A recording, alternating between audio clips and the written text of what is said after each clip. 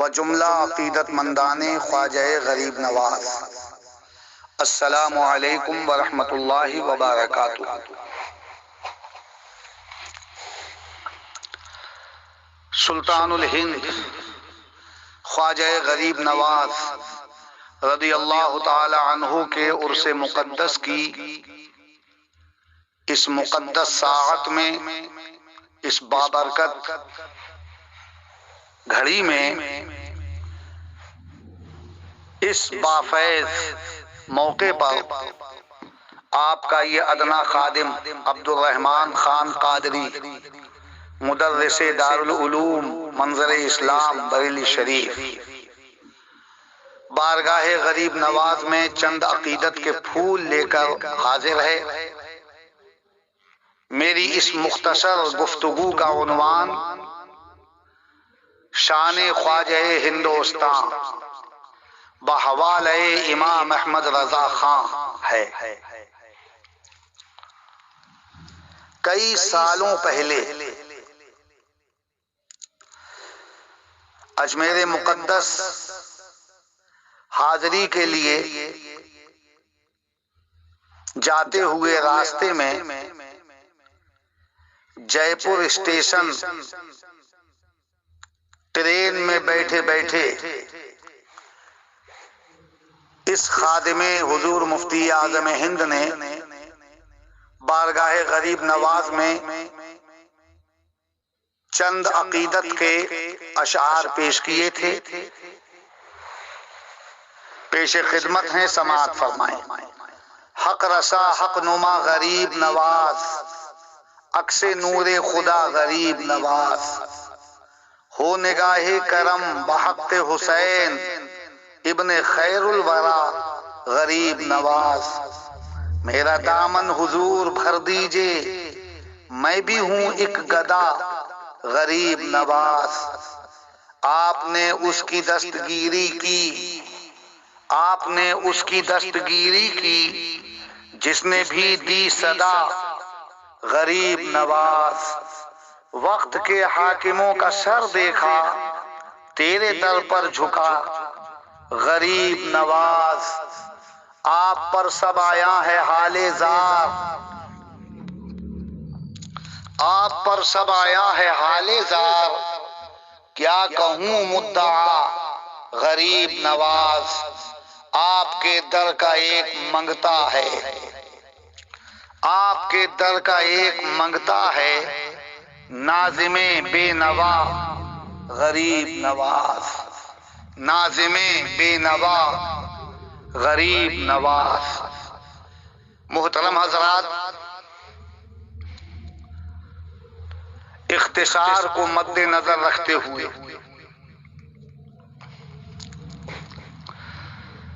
چند الفاظ کا یہ نذرانہ عقیدت سماعت فرمائیے۔ امام عشق و محبت سیدنا سرکار اعلی حضرت عظیم البرکت رضی اللہ تعالی عنہ کے حوالے محترم سے یہ چند الفاظ پیش کرنے کی سعادت حاصل کر رہا ہوں۔ اعلی حضرت کا صرف ایک شعر پیش کروں گا، اس کی انتہائی مختصر تشریح ہی ہوگی، اور اس کے بعد ایک کرامت غریب نواز اور ایسی بے مثال بلند پایا بافیض روح پرور ایمان افروز اور باطل سوز کرامت کہ جس کی مثال ملنا مشکل ہے۔ اعلیٰ حضرت ہی کے حوالے سے، ان کی تصنیف لطیف مجید معظم کے حوالے سے یہ کرامت بھی پیش کروں گا۔ ایک شعر پڑھتا ہوں، یہ شعر مجید معظم میں، مجید معظم شرح ہے قصیدہ غوث اعظم اکسیر اعظم کی۔ اکسیر اعظم جو قصیدہ غوث اعظم ہے وہ تقریباً 110 اشعار پر مشتمل میرے امام سرکار اعلیٰ حضرت نے بارگاہ غوث اعظم میں اپنی عقیدت و محبت و خلوص و عشق کا نذرانہ پیش کیا ہے، اور اسی قصیدہ مبارکہ کا ایک شعر میں پڑھ رہا ہوں۔ اس شعر میں دیکھیے کہ کیسی توصیف، کیسی شان و عظمت، کیسی بزرگی و برتری، اور کیسی سروری و مہتری، اور کیسی انفرادیت و امتیازیت، اور کیسی خصوصیت، اور کیسی بے مثال شان بیان کی ہے امام عشق و محبت نے۔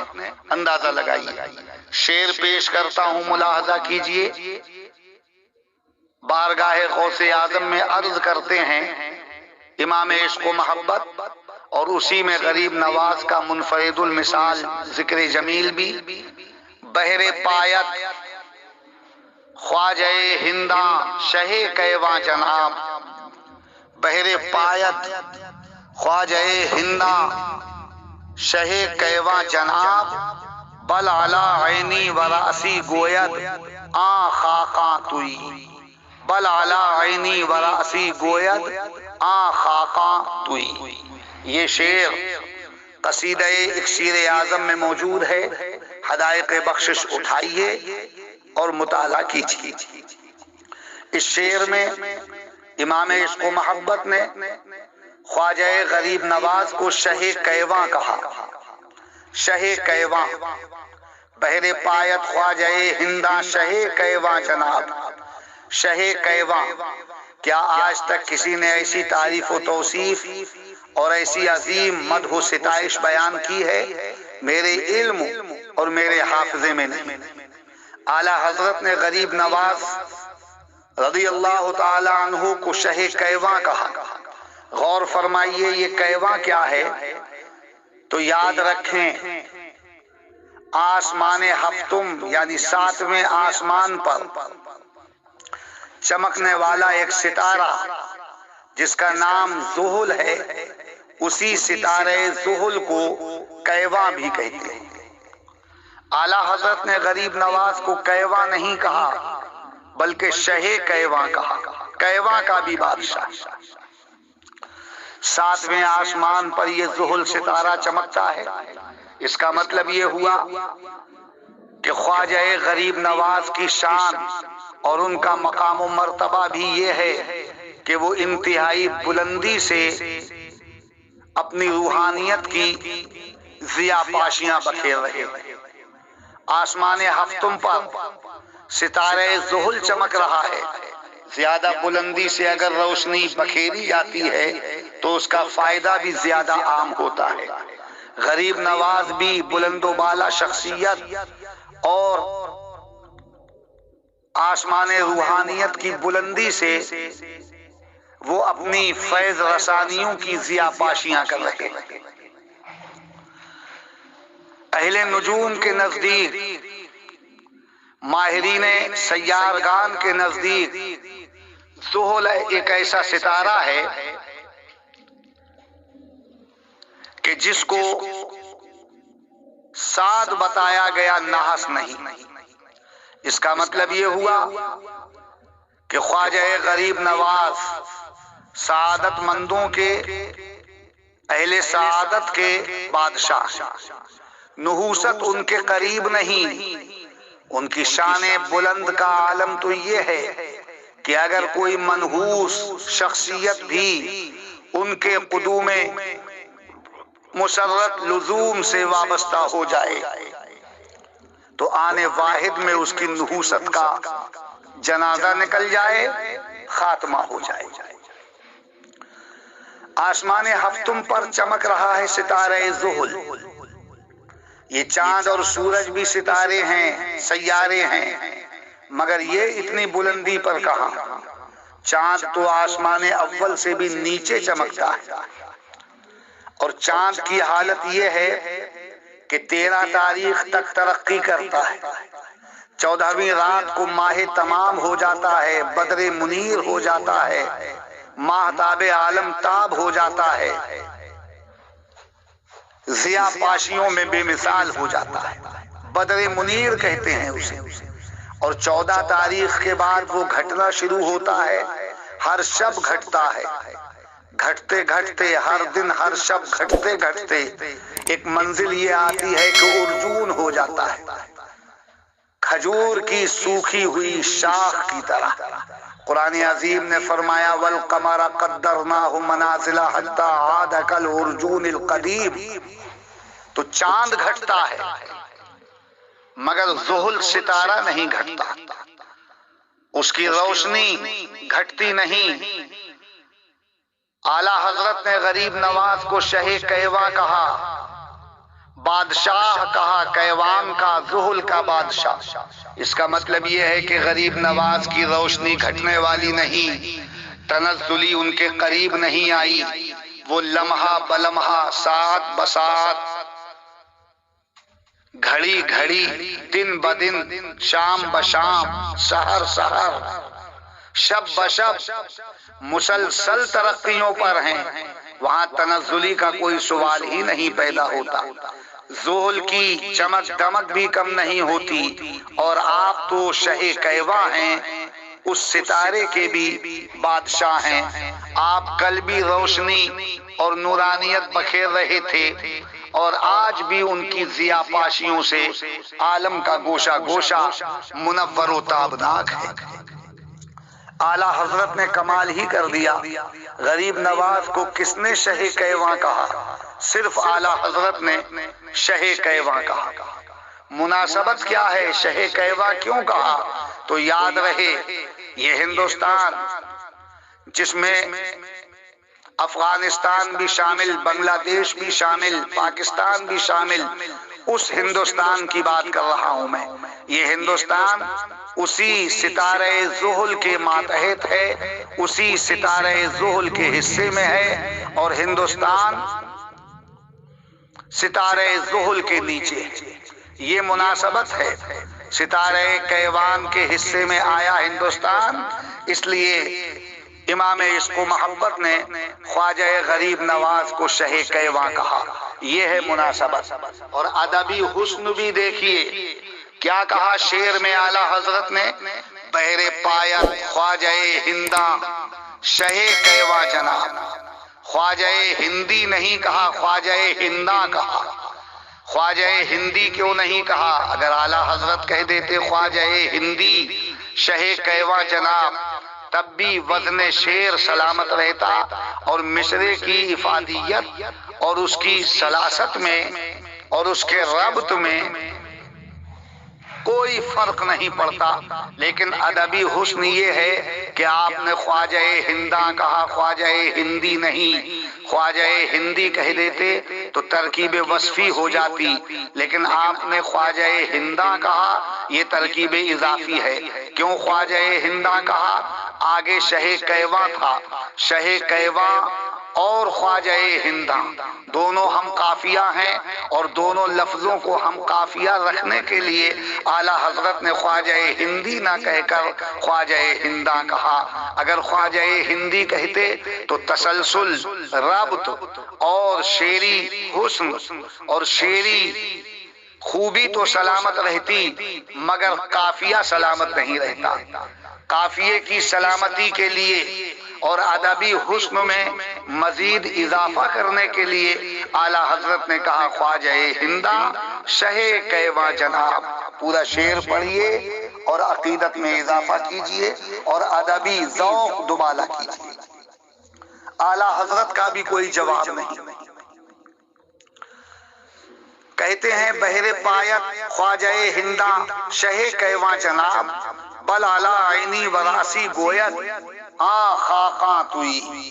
شعر کا مفہوم یہ ہے کہ سلطان الاولیاء، سند الاولیاء، امام الاولیاء، ولی الاولیاء، تاج الاولیاء، مصلح الاولیاء، محسن الاولیاء، محبوب سبحانی، قطب ربانی، شیخ سمدانی، پیر لاسانی، شہباز لامکانی، مخدوم ماں، مطلوب ماں، مقصود ماں، محبوب ماں، مراد ماں، مأوائے ماں، ملجائے ماں، آقائے ماں حضور سیدنا غوث اعظم رضی اللہ تعالی عنہ نے بغداد کے منبر پر ارشاد فرمایا تھا، قدمی ہاذہی علی رقبت کل ولی اللہ، میرا یہ قدم اللہ کے ہر ولی کی گردن پر ہے۔ خواجہ غریب نواز مصروف عبادت ہیں خراسان کے پہاڑوں میں، غوث اعظم کے اس ارشاد جلیل کو سن لیتے ہیں اور اپنا سر پائے غوث اعظم کے سامنے جھکا دیتے ہیں اور زبان سے عرض کر دیتے ہیں، بل علی عینی و راسی، یا غوث اعظم آپ کا پائے مقدس میری گردن ہی پر نہیں بلکہ میرے سر پر ہے، میری آنکھوں پر ہے۔ بل علی عینی و راسی گوید آ خاکا توئی، بتانا یہ چاہتے ہیں اعلیٰ حضرت کہ جو شہ کیواں ہے، بادشاہ ہے ہندوستان کا، کیوان کا جو بادشاہ ہے، جس کی بادشاہت کل بھی مسلم تھی اور آج بھی مسلم ہے، جس کی سلطنت اور حکومت سے کسی نے انکار نہ کیا نہ انکار کرنے کی گنجائش، وہ سلطان پائے غوث اعظم کے سامنے سر تسلیم خم کر رہا ہے، اپنی آنکھیں جھکا رہا ہے، اپنا سر جھکا رہا ہے۔ تو جب سلطان الہند کا یہ عالم ہے تو جس نے قدمی ہاذہی علی رقبت کل ولی اللہ فرمایا، اس سلطان الاولیاء کی عظمت و شوکت و سطوت و عروج و ارتقاء کا عالم کیا ہوگا، ذرا سوچیے۔ شعر کا مفہوم یہ ہے۔ اور یہیں پر ایک بات عبد الرحمن خان قادری کے ذہن میں یہ آتی ہے کہ بغداد مقدس خراسان سے ہزاروں میل کے فاصلے پر بغداد میں کہا گیا، اور اسی ارشاد دلشاد کو خراسان میں ایک ولی نے سن لیا اور سن کر کہا بل علی عینی و راسی، یہ جواب دیا خواجہ غریب نواز نے۔ اس جواب کو بھی میرے آقا، میرے ماوا، میرے مولا، میرے ملجا حضور سیدنا غوث اعظم رضی اللہ تعالی عنہ نے سماعت فرما لیا اور ارشاد فرمایا غریب نواز کا جواب سن کر کہ سبق ولد غیاث الدین، سید غیاث الدین کا بیٹا سید معین الدین ادب کرنے میں سبقت لے گیا۔ قابل غور بات یہ ہے کہ بغداد میں فرمایا جائے تو خراسان میں سن لیا جائے، اور خراسان میں جواب دیا جائے تو پھر بغداد میں اس جواب کو بھی سن لیا جائے۔ تو ذرا غور کیجئے، بتانا یہ چاہتا ہوں کہ جب ایک ولی کی سماعت کا یہ عالم ہے، غوث اعظم کی سماعت کا یہ عالم، خواجہ اجمیر کی سماعت کا یہ عالم، تو جس ذات مقدس کی عظمت و عروج اور بلندی و بالادستی اور نبوت و رسالت کے طفیل ان عظیم ہستیوں کو یہ مقام بلند ملا ہے، اس ذات مقدس کی سماعت کا عالم کیا ہوگا۔ سچ کہا امام عشق و محبت نے، دور و نزدیک کے سننے والے وہ کان لال کرامت پہ لاکھوں سلام۔ واقعی ہمارے نبی ہمارا سلام بھی سنتے ہیں، ہمارا درود بھی سنتے ہیں، زبان سے جو ہم الفاظ کہتے ہیں وہ بھی سنتے ہیں، استغاثے کے الفاظ بھی وہ سن لیتے ہیں، اور ہمارا دل خاموشی کے ساتھ جب جب انہیں پکارتا ہے میرے نبی اس پکار کو سن لیتے ہیں اور طلب سے سوا اپنی عطائیں بخش دیا کرتے ہیں۔ میرے آقا کی شان یہ ہے کہ زبان کے الفاظ بھی سنتے ہیں اور دل کی صدا بھی سن لیتے ہیں۔ یہ غریب نواز نے جواب دیا تھا بل اعلی عینی و راسی، اسی کا ذکر اس شعر میں اعلیٰ حضرت نے کتنے نفیس اور کتنے حسین، کتنے منفرد، کتنے ممتاز اور کتنے اعلیٰ انداز میں فرمایا، بہر پایت خواجہ ہندا شہ کیواں جناب، بل اعلی عینی و راسی گوید آ خاکاں توئی۔ یہ شعر ہے، اس کو پڑھیے۔ کہنے کے لیے بہت کچھ ہے، مگر میں نے آپ سے وعدہ کیا کہ ایک کرامت بھی میں آپ کو سناؤں گا۔ وقت میرے پاس بہت کم ہے، حالانکہ کرامتیں درجنوں بیان کی جا سکتی ہیں۔ ان کی کرامتوں کا سورج آج بھی روشنی بکھیر رہا ہے، آج بھی تابندہ ہے، درخشاں ہے ان کی کرامتوں کا سورج۔ کل بھی کرامتیں صادر ہو رہی تھی، اور آج بھی غریب نواز کی کرامتیں ظاہر و آشکار ہیں۔ لیکن مجھے چونکہ اعلیٰ حضرت کے حوالے سے کرامت بیان کرنا ہے تو غور کیجئے، کرامت بھی ایسی بے مثال ہے۔ حالت بیداری میں تو بہت کرامتیں دیکھی گئیں، دیکھی جاتی ہیں، لیکن یہ وہ کرامت ہے کہ جو حالت خواب کی کرامت ہے۔ یہ ایسی عظیم کرامت کہ اس کرامت کا بھی کوئی جواب نہیں۔ اعلیٰ حضرت کی کتاب کا نام ہے مجیر معظم۔ اس میں خود اعلیٰ حضرت اپنے قلم حق رقم سے تحریر فرماتے ہیں کہ میں نے محبوب الہی شیخ المشائخ حضرت شیخ نظام الدین اولیاء رحمت اللہ تعالی علیہ کی بارگاہ میں منقبت کے اشعار پیش کیے۔ یہ اعلیٰ حضرت نے خود کہا کہ میں نے محبوب الہی کی شان میں منقبت کے اشعار پیش کیے۔ ہم سمجھ گئے کہ اعلیٰ حضرت نے جب محبوب الہی شیخ نظام الدین اولیاء کی شان میں منقبت کے اشعار کہے ہیں تو ان کے بھی آقا و مولا ہیں غریب نواز۔ غریب نواز کی شان میں بھی ضرور انہوں نے منقبت کہی ہوگی۔ یہ الگ بات ہے کہ ہمارے سامنے نہیں۔ حدائق بخشش کی 3 جلدیں جو منظر عام پر ہیں، ان جلدوں میں اگر غریب نواز کی شان میں کوئی منقبت نہیں ہے تو اس کا یہ مطلب ہرگز نہیں ہوتا کہ اعلیٰ حضرت نے منقبت نہیں کہی۔ یہ شاعری مکمل شاعری نہیں، بلکہ حدائق بخشش کے حصے جو سامنے ہیں اس سے کئی گنا زیادہ کلام اور آپ کی شاعری غائب ہو چکی تھی۔ خود اعلیٰ حضرت ہی اپنے قلم حق رقم سے مجیر معظم میں تحریر فرماتے ہیں۔ مجیر معظم 1302 ہجری میں تصنیف کی گئی۔ فرماتے ہیں کہ میری 4 بیاضیں جو نعت و مناقب سے لبریز تھیں غائب ہو چکی۔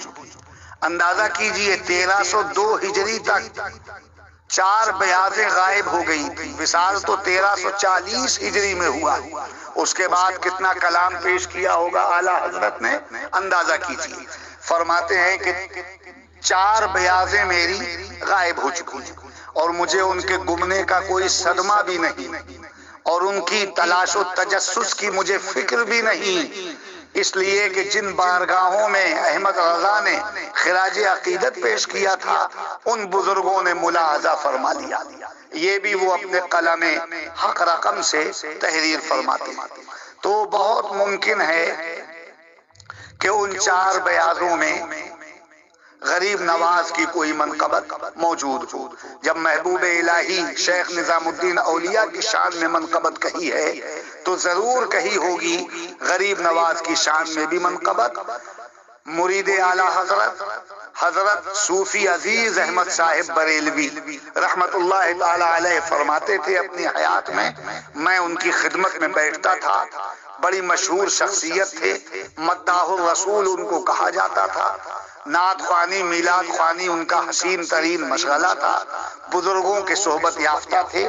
وہ فرماتے تھے کہ اعلیٰ حضرت نے غریب نواز کی شان میں منقبت کہی اور وہ منقبت خدا بخش لائبریری میں محفوظ ہے۔ یہ وہ بتاتے تھے۔ اعلیٰ حضرت نے بزرگوں کا ذکر بڑے منفرد انداز میں کیا ہے۔ آپ دیکھیے یہاں مجیر معظم میں کیسا ذکر کیا ہے غریب نواز کا۔ منقبت انہوں نے تمام بزرگوں کی شان میں کہنے کی شہادت حاصل کی، اور بہت سے اولیاء اور مشائخ ایسے بھی ہیں جن کی بارگاہوں میں مستقل منقبت کا نذرانہ انہوں نے پیش نہیں کیا، لیکن عقیدت سے اعلیٰ حضرت کا سینہ ان بزرگوں کی عقیدت سے لبریز تھا۔ منقبت کہی ہو یا نہ کہی ہو، لیکن عقیدت سے اعلیٰ حضرت کا سینہ لبریز ہے۔ اور یہاں تو قرینہ بتا رہا ہے، حالات بتا رہے ہیں کہ غریب نواز کی شان میں ضرور انہوں نے خراج عقیدت پیش کیا۔ اگر آپ کو یقین نہ آتا ہو تو مجیر معظم پڑھ لیجئے۔ اکسیر اعظم دیکھیے کتنے اشعار انہوں نے غریب نواز کی بارگاہ میں پیش کیے ہیں۔ اس کے علاوہ الملفوظ پڑھیے، کتنی کرامتیں انہوں نے غریب نواز کی بیان فرمائی ہیں۔ فتاوی رضویہ پڑھیے کہ کس شان سے انہوں نے غریب نواز کا ذکر جمیل کیا ہے۔ اجمیر شریف کو اجمیر شریف کہیے، اجمیر مقدس کہیے۔ اگر کوئی نفرت اور تعصب کی بنا پر اجمیر شریف کو اجمیر شریف یا اجمیر مقدس نہ کہے، اسے اعلیٰ حضرت عدو اللہ کہتے ہیں، اللہ کا دشمن کہتے ہیں۔ فتاوی رضویہ پڑھیے، معلوم ہوگا کہ کیسی توصیف بیان کی ہے غریب نواز کی۔ اتیان الارواح پڑھ لیجئے، معلوم ہو جائے گا۔ اس کے علاوہ ذیل المدعا پڑھیے، معلوم ہوگا کہ کیسی ستائش کی ہے غریب نواز کی۔ اسی مجیر معظم کو دیکھ لیجئے کہ کرامت بیان کر رہے ہیں غریب نواز کی۔ یہ تمام حقائق و معارف اور یہ تمام صداقتیں اور یہ تمام سچائیاں اور کرامتیں آپ کے سامنے ہیں، اعلیٰ حضرت کی کتابوں میں موجود ہیں۔ کتنا ذکر کیا ہے اعلیٰ حضرت نے غریب نواز کا، ان کی کتابیں دیکھیے۔ خود بارگاہ غریب نواز میں بار بار حاضری کی سعادت بھی حاصل کی امام عشق و محبت نے۔ یہ سب کچھ ہونے کے باوجود اگر کوئی یہ کہے کہ اعلیٰ حضرت امام احمد رضا نے سلطان الہند خواجہ غریب نواز کی شان میں ذکر جمیل کا نذرانہ پیش نہیں کیا، تو اس نادان کو کیا کہا جا سکتا ہے؟ بس شیخ سعدی کا یہ شعر ہی پڑھا جا سکتا ہے کہ گر نہ بینت بروز شب پرا چشم، چشمہ آفتاب راچے گناہ۔ اگر چمگادڑ کی آنکھ کو دن کے اجالے میں اور سورج کی روشنی میں بھی نظر نہیں آتا تو یہ سورج کا قصور نہیں، خود اسی کا قصور ہے۔ ان کی کرامتوں کا سورج تو روشن اور درخشاں ہے، مگر کسی چمگادڑ کو نظر نہ آئے تو کیا کیا جائے؟ اعلیٰ حضرت نے تو ہر کتاب میں ان کا ذکر کیا، پل پل ان کا تذکرہ کیا، گھڑی گھڑی ان کی یادوں کے چراغ جلائے، لمحہ لمحہ ان کی توصیف کے دیپ روشن کیے، بات بات پر سلطان الہند کو خراج عقیدت پیش کیا۔ ہر کتاب میں مجیر معظم ہو کہ فتاوی رضویہ، تمام کتابوں میں ان کا ذکر جمیل کیا۔ اس کے باوجود کوئی اعلیٰ حضرت پر بہتان لگائے اور یہ الزام رکھے کہ انہوں نے غریب نواز کا ذکر نہیں کیا تو اسے چمگادڑ ہی کہا جا سکتا ہے کہ سورج تو روشن اور درخشاں ہے لیکن چمگادڑ کی آنکھ کو نظر نہیں آتا۔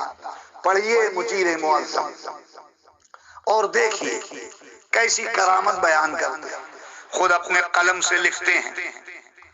میں نے محبوب الہی شیخ المشائخ حضرت شیخ نظام الدین اولیاء رحمت اللہ تعالی علیہ کی شان میں اشعار پیش کی۔ رات کو جیسے ہی تکیے سے سر لگایا، آنکھ بند ہوئی تو دل کی چشمے بینا کھل گئی۔ حالت خواب میں غریب نواز کا روضہ پر نور نظر آ گیا۔ تحریر فرماتے ہیں غریب نواز کا روضہ پر نور نظر آ گیا اور اس شان سے نظر آیا کہ قبر غریب نواز بیچ میں سے شق ہوتی اور اسی قبر منور سے ایک بزرگ شخصیت جلوہ نما ہوتی اور وہ شخصیت اس قبر پر نور کے اوپر جلوہ افروز ہو جاتی۔ پھر اس شخصیت کا ذکر فرماتے ہیں، منظر کشی کرتے، تقدس اور عظمت سے بھری ہوئی پیشانی، نورانیت لٹاتی ہوئی اونچی سی ناک، سنجیدگی اور شرافت و متانت کی اعلیٰ مثال آپ کے رخسار، گلاب کی پتیوں کی طرح نرم و نازک لبہائے مبارک، قد زیبا اور قامت مقدس کا کہنا ہی کیا کہ دیکھو تو دیکھتے ہی رہ جاؤ، دیکھنے کی ادا بھی بے مثال، آنکھ کھلی ہوئی ہے اس بزرگ کی اور داڑھی سیاہ اور سفید۔ یہ منظر کشی اعلیٰ حضرت اپنے قلم سے فرماتے ہیں۔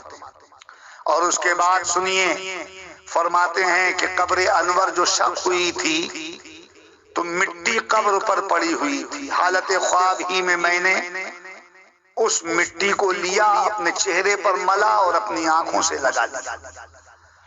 اس مٹی کا کمال دیکھیے کہ آنکھیں جو بیمار تھیں بیماری جاتی رہی، نورانیت دوبالا ہو گئی، آنکھوں کا ذوف بصارت اور آنکھوں کی بیماری کا خاتمہ ہو گیا۔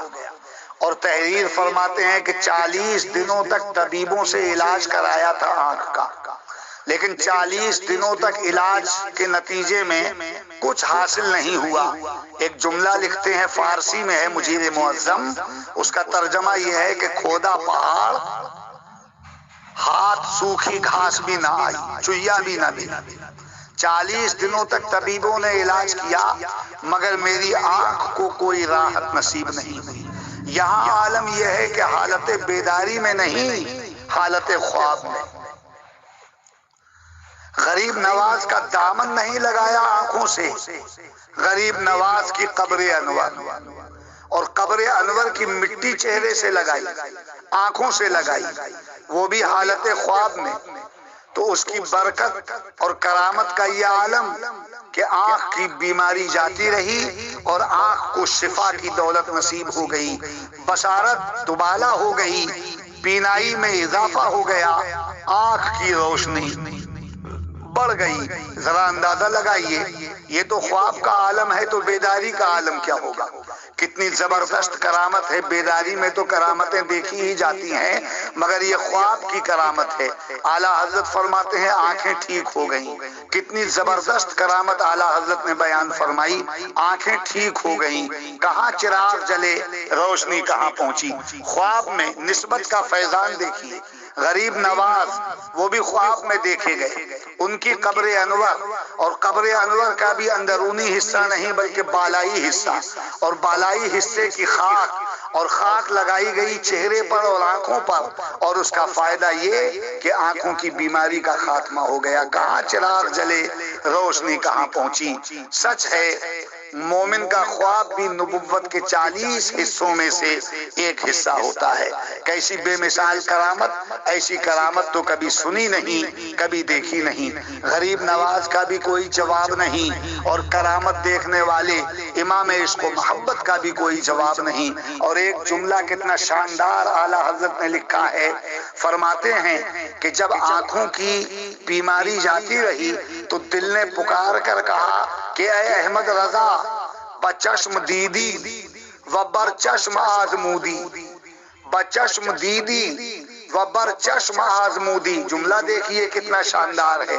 فرماتے ہیں اے احمد رضا، تو نے ان کا کمال آنکھ سے دیکھ بھی لیا اور اپنی آنکھ پر آزما بھی لیا کہ خاک آنکھ پر لگائی تھی، تو فرماتے ہیں آنکھ سے ان کو دیکھ بھی لیا اور آنکھ پر آزما بھی لیا۔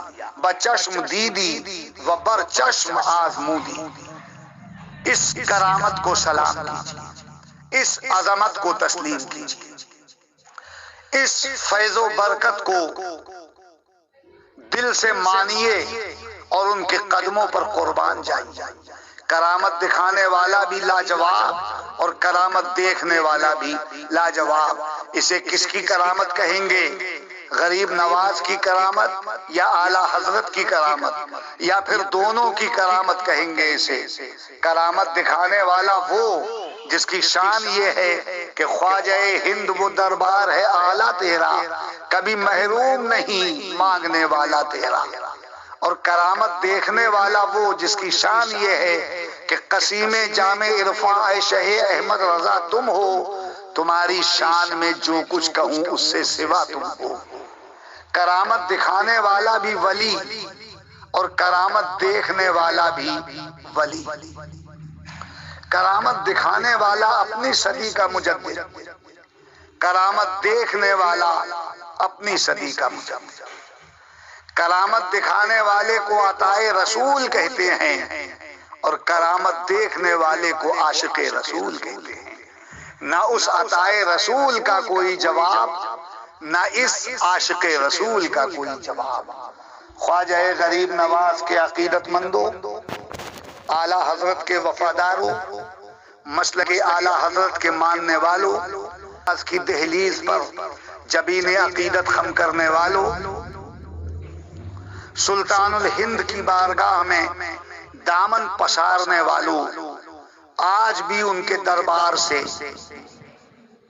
اہل حاجت کی مرادیں پوری ہو رہی، بے اولادوں کو اولاد بھی مل رہی، بیماروں کو شفا کی نعمت بھی نصیب ہو رہی، لاچاروں کو کامیابی کی دولت بھی نصیب ہو رہی،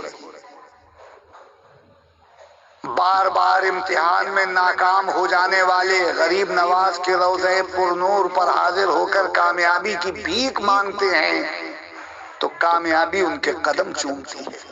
حق ہے خواجہ ہند وہ دربار ہے اعلیٰ تیرا، کبھی محروم نہیں مانگنے والا تیرا۔ غریب نواز سلطان الہند بھی ہیں، آقائے ہند بھی ہیں، مولائے ہند بھی ہیں، ہندوستان کے راجا بھی ہیں، ہندوستان کے مطلوب بھی ہیں، ہندوستان کے مقصود بھی ہیں، ہندوستان کے محبوب بھی ہیں، ہندوستان کے محافظ و پاسبان بھی ہیں، ہندوستان کے گلشن کے مالی اور نگہبان بھی ہیں۔ ہندوستان کی حفاظت کل بھی فرما رہے تھے اور آج بھی فرما رہے ہیں، وہ ہندوستان کے آقا بھی ہیں، مولا بھی ہیں، ماوا بھی ہیں، ملجا بھی ہیں، راجا بھی ہیں۔ کل بھی ان کی حکومت کا سکہ روا دواں تھا اور آج بھی اہل عقیدت کے دلوں پر ان کی حکومت کا دبدبا ہے، ان کی حکومت کا سکہ رواں ہے۔ خدائے پاک ان کا فیضان ہم تمام اہل عقیدت کو عطا فرمائے۔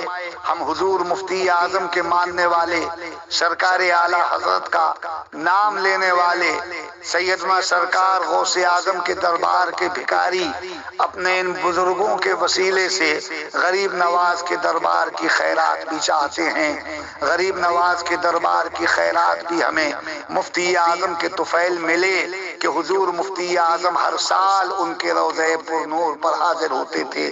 تاج الشریعہ کے ماننے والے اور ان کے مرید بھی غریب نواز کی بھیک کے متمنی ہیں کہ تاج الشریعہ بھی ہر سال ان کے مزار پر انوار پر حاضری پیش کرتے تھے اور اپنی عقیدت و محبت و خلوص کا خراج لٹاتے تھے۔ لہذا تاج الشریعہ کے طفیل غریب نواز کے دربار کی خیرات ہم کو چاہیے اور غریب نواز کے وسیلے سے اللہ رب العزت ہمیں غوث اعظم کے دربار کی خیرات عطا فرمائے، غوث اعظم کی بارگاہ کی بھیک عطا فرمائے، استقامت علی الحق بخشے اور ایمان پر خاتمہ فرمائے، اور کل قیامت میں ہمیں ان بزرگوں کے جھنڈے کے نیچے اٹھائے اور ان بزرگوں کے وسیلے سے ہماری مغفرت فرمائے۔ سننے والے تمام حضرات سے گزارش ہے کہ وہ آمین کہیں اور اس خاکسار کے حق میں دعائے خیر فرمائیں کہ یہ نذرانہ عقیدت اگر قبول ہو جائے تو ساری محنت ہی وصول ہو جائے۔ اللہ کرے کہ ان بزرگوں کے وسیلے سے اور اس نذرانہ عقیدت کی نسبت سے ہمارا خاتمہ ایمان پر ہو، ہم کامیاب ہو جائیں اور اللہ کی رحمت اپنے دامن مبارک میں ہمیں جگہ عطا فرمائے اور کامیابیوں سے ہم کنار فرمائے۔ آمین یا رب العالمین۔ وآخر دعوانا ان الحمدللہ رب العالمین۔ السلام علیکم ورحمۃ اللہ وبرکاتہ۔